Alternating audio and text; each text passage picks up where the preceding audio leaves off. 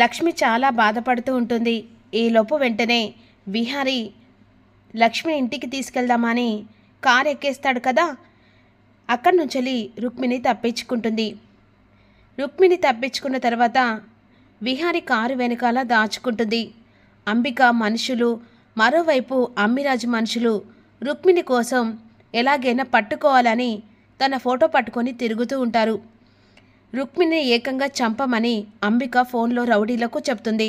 రౌడీలు రుక్మిణి కోసం ఎంక్వైరీ చేస్తూ అక్కడి దగ్గరకు వస్తారు.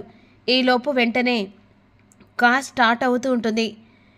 విహారీ కార్ స్టార్ట్ చేస్తుండగా కారు వెనకాల డిక్కీ ఓపెన్ చేసి అందులో రుక్మిణి కూర్చుంటుంది.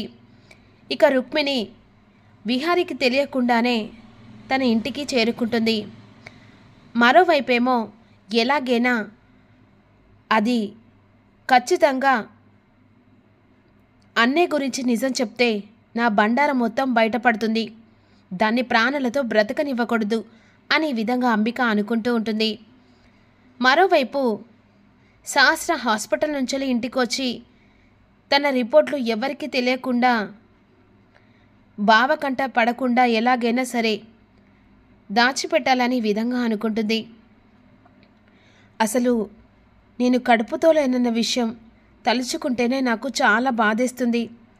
ఎందుకయ్యా నన్ను ఇలా దేవుడా, పిల్లలు పుట్టకుండా నాకు ఏకంగా ఇలాంటి శిక్ష విధించావు అని సహస్ర రిపోర్ట్లో పట్టుకొని ఏడుస్తూ ఉంటుంది. నీకు గర్భసంచి లేదని పద్మాక్షి చెప్పిన మాటలు గుర్తు చేసుకుంటూ ఉంటుంది. ఈలోపు లక్ష్మిని తీసుకొని ఇంటికి వస్తాడు కదా విహారీ. ఇక లక్ష్మి తన గదిలోకి వెళ్తుంది. విహారీ ఫైల్ కోసం అని చెప్పేసి అలా పైకి వస్తూ ఉంటాడు. మరోవైపు బావ కంట పడకూడదు అని చెప్పేసి సహస్ర కబోర్డ్లో తన రిపోర్ట్లు చీరల కింద పెట్టేస్తుంది. ఈలోపు ఆ రిపోర్ట్లు చీరల కింద పెట్టిన రిపోర్ట్లు అదే రూమ్లోకి వచ్చి విహారీ ఫైల్ కోసం అని చెప్పేసి కబోర్డ్లో ఉన్న అన్నీ చూస్తూ ఉంటాడు. మరోవైపు అంబిక రుక్మిణి కోసమని తెలుసుకునడానికి రౌడీలకు ఫోన్ చేస్తుంది కదా, ఇంకా దొరకలేదమ్మా అంటుండగా, సన్యాసులు ఏం చేస్తున్నారా, ఎలాగైనా సరే ఆ రుక్మిణి ప్రాణాలతో బయటపడకూడదు, తనని చంపేయాలి. సరే మేడం, ఎలాగైనా సరే తనని చంపేస్తాను అని చెప్పేసి ఈ విధంగా అన్న తర్వాత కారు బయట పెట్టి విహారీ లోపలికి వస్తాడు కదా. రుక్మిణి డిక్కీలో ఉంచలి రుక్మిణి బయటకు వస్తుంది. మరోవైపు పండు బయటనే నిలబడతాడు కదా, చెట్లకు వాటర్ కొడుతూ ఉంటాడు. డిక్కీ వెనుక నుంచి రుక్మిణి చూసి ఎవరు బయటకు వస్తున్నారని చెప్పేసి డిక్కీ దగ్గరికి వెళ్ళేసరికి రుక్మిణి బయటకు వస్తుంది. ఎవరమ్మా మీరు, మా కారులో ఎందుకున్నారు, అసలు ఎక్కడ మీ ఊరు అని అడుగుతుండగా కంగారు పడిపోయి గుటకలు వేస్తూ ఉంటుంది. అది విహారీ బాబుని కలవడానికి ఇక్కడికి వచ్చాను. విహారీ బాబుగారితో మీకేం పని, ఆ బాబుగారిని తొందరగా కలవాలండి అని ఈ విధంగా అంటూ ఉంటుంది. అయ్యో అమ్మ, మీరు అదే కారులో విహార్ బాబు ఇంటికే వచ్చారు, మరి మీరు ఏం పని మీద వచ్చారో నాకు తెలియదు కానీ లోపలికి రాండమ్మా అని రుక్మిణిని లోపలికి తీసుకొచ్చిన పండు యమునను పిలుస్తూ ఉంటాడు. ఎదురుగా రామకృష్ణ ఫోటో చూస్తుంది.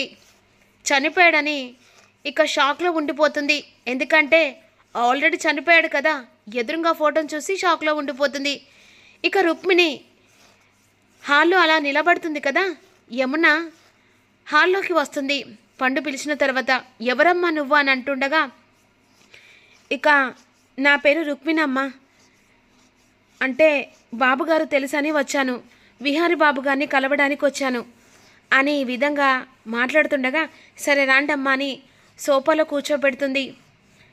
ఇక మరోవైపు పైకి వెళ్ళిన విహారీ అలా తన ఆఫీస్ ఫైల్ కోసం చూస్తుండగా కబోర్డ్లో ఉన్న సహస్ర ఫైలు కింద పడుతుంది. చీరలో నుంచలి కింద పడ్డ ఫైల్ని చేతికి తీసుకుంటాడు. సహస్రదా అని చెప్పేసి ఓపెన్ చేసి చూసేసరికి తనకి గర్భసంచి లేదు, పిల్లలు పుట్టే అవకాశం లేదని ఆ రిపోర్ట్లో రాసుంటుంది.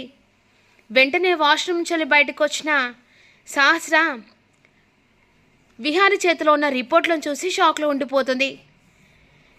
అంటే సహస్రకు పిల్లలు పుట్టరా అని విహారి ఇక్కడ షాక్లో ఉంటాడు. వెంటనే గబగబా వచ్చి విహారి చేతిలో ఉన్న ఆ రిపోర్ట్లను తీసేసుకుంటుంది. ఏంటి బావా, ఈ రిపోర్ట్ ఎందుకు చూసావు?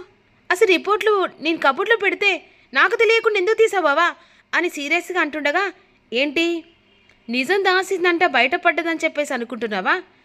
నిజమేంటి బావా? నిజమంటే ఏం లేదు. నిజమేం లేదా?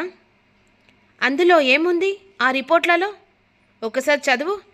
ఏం లేదు బావా, ఆ రోజు నాకు తలకి దెబ్బ తగలలేదా, దానికోసమని డాక్టర్ని కలవడానికి వెళ్ళాను. తను టెస్ట్ చేసి చూసిచ్చింది బావా. ఆ రిపోర్ట్లో ఏముంది బావా? ఏం లేదు. నిజం చెప్పు సహస్ర, ఆ రిపోర్ట్లో ఏముంది? ఏం లేదు బావా. ఏం లేదా? నిజం చెప్పు. ఏం లేదు బావా. నీకు పిల్లలు పుట్టరని ఆ రిపోర్ట్లో రాసి పెట్టింది అనేసరికి సహస్ర షాక్ అయిపోతుంది. ఏంటి బావా పొరపాటు పడుతున్నావు? నాకు పిల్లలు పుట్టరని నీకెవరు చెప్పారు? స్పష్టంగా నా కళ్ళతోని నీ పేరు మీద ఉన్న రిపోర్ట్లో ఆల్రెడీ నీకు గర్భసంచి లేదు, పిల్లలు పుట్టే అవకాశం లేదని చెప్పిన తర్వాత, చెప్పడం కాదు రాసి పెట్టిన తర్వాత నాకు కాదు అని చెప్పేసి నమ్మించాలని చూస్తున్నావా అనేసరికి పద్మాక్షి వెంటనే ఆ మాటలు విని అదే వీళ్ళ ఆర్గ్యుమెంట్ చూసి లోపలికి వస్తుంది. ఏంటి సహస్ర, ఏమైంది? చూడమ్మా, బావ ఏదో పిచ్చి పిచ్చిగా మాట్లాడుతున్నాడు. ఏంటి విహారి, ఏం జరిగింది? ఏం జరగడం కాదత్తయ్య, సహస్రకు పిల్లలు పుట్టరని ఈ రిపోర్ట్లో ఉందనేసరికి ఒక్కసారిగా షాక్ అయిపోతుంది. ఏంటి, ఏం మాట్లాడుతున్నావు విహారి? సహస్రకు పిల్లలు పుట్టకపోవడం ఏంటి? నువ్వేదో పొగపడబడ్డావు. కళ్ళతోని ఇలా రిపోర్ట్లు మీరు చదవండి, ఇవ్వు ఒకసారి ఇవ్వు అని చెప్పేసి చేతికి రిపోర్ట్లు తీసుకుంటుంది. అయ్యో విహారి, ఈ రిపోర్ట్లు చేంజ్ అయినట్టున్నాయి. సహస్ర రిపోర్ట్లు ఎందుకు ఇవి? అయినా తలకి దెబ్బ తగిలితే కదా హాస్పిటల్ తీసుకెళ్ళి. సరే రిపోర్ట్లు చేంజ్ అయితే మరి సహస్ర పేరు మీద ఎందుకు ఉంటుంది? అదేదో మిస్టేక్ ఉన్నట్టుంది. మిస్టేక్ కాదు, మీరు అబద్ధం ఆడుతున్నారు. ఇప్పుడు తెలిసింది ఏంటంటే ఖచ్చితంగా సహస్రకు పిల్లలు పుట్టరని నిజం బయటపడ్డది. దాన్ని కప్పిపుచ్చడానికి మీరు ఇంకో కథ అల్లుతున్నారని అర్థమవుతుంది అత్తయ్య అనే విధంగా ఆర్గ్యుమెంట్ చేసి హాల్లోకి వస్తాడు. ఈలోపు హాల్లో రుక్మిణి ఉంటుంది కదా. నమస్కారం బాబు అంటుండగా ఇక సహస్ర గురించి ఆర్గ్యుమెంట్ చేయడానికి వస్తున్న విహారి వెంటనే రుక్మిణి చూసి స్ట్రక్ అయిపోతాడు. చెప్పండి అమ్మ, మీరెవరు అంటుండగా, బాబు నీతో కొన్ని విషయాలు మాట్లాడాలి, చెప్పమ్మా కొంచెం బాబు అన్న తర్వాత సరే అని చెప్పేసి పక్కకు వస్తాడు. ఇక్కడ బాబుకు నిజం తెలిసిందని చెప్పేసి కంగారు పడిపోతూ టెన్షన్ పడుతూ ఈ విషయం ఇంట్లో వాళ్ళకు తెలిస్తే నా పరిస్థితి ఏంది, అప్పుడు లక్ష్మి ఈ ఇంటి కోడలు ఈ ఇంటికి వారసునిస్తుంది అని చెప్పేసి కంగారు పడిపోయి చాలా ఏడుస్తూ ఉంటుంది సహస్ర. ఇక్కడ రుక్మిణి విహార్తో పక్కకు వచ్చి, బాబు మీతో ఒక చిన్న విషయం చెప్పాలి. అసలు ఏం జరిగిందంటే, నేను మీకు కావలసిన దాన్ని నా విషయం పక్కన పెడితే మీ నాన్నగారి విషయం ఒకటి చెప్పాలి. మా నాన్న విషయమా? మా నాన్న ఎప్పుడో చనిపోయాడు. ఆ చనిపోయిన విషయమే బాబు మీకు చెప్పడానికి వచ్చాను అని అంటుండగా అంబిక అదే సమయానికి కార్ తీసుకొని ఇంటికి వస్తూ ఉంటుంది. అసలు మీ నాన్న ఎలా చనిపోయిన విషయం నాకు తెలుసు అని రుక్మిణి విహారికి ఆ మాట చెప్పేసరికి విహారి షాక్ అయిపోతాడు. ఎలా తెలుసమ్మా? మీకు ఎలా తెలుసు? మా నాన్న ఎలా చనిపోయాడో మీకు ఎలా తెలుసు? ఎవరో కావాలని మీ నాన్నను చంపారు బాబు. ఎవరు వాళ్ళు చంపింది? మా నాన్న చంపింది ఎవరమ్మా? ఎవరో కాదు బాబు, మీకు తెలిసిన వాళ్ళే, మీకు కావలసిన వాళ్ళే మిమ్మల్ని నమ్మించి మోసం చేసి మీ నాన్నను చంపారు బాబు. మీ నాన్న చాలా మంచివాడు, 10 మందికి మేలు చేసేవాడు కానీ కీడు చేసేవాడు కాదు. ఆ మేలు చేసేది తట్టుకోలేక వాళ్లకు రాబడి రావట్లేదని చెప్పేసి మీ నాన్నను చంపే ప్రయత్నం చేశారు. అది ఎవరని తెలిస్తే మీ గుండెలు పగిలిపోతాయి.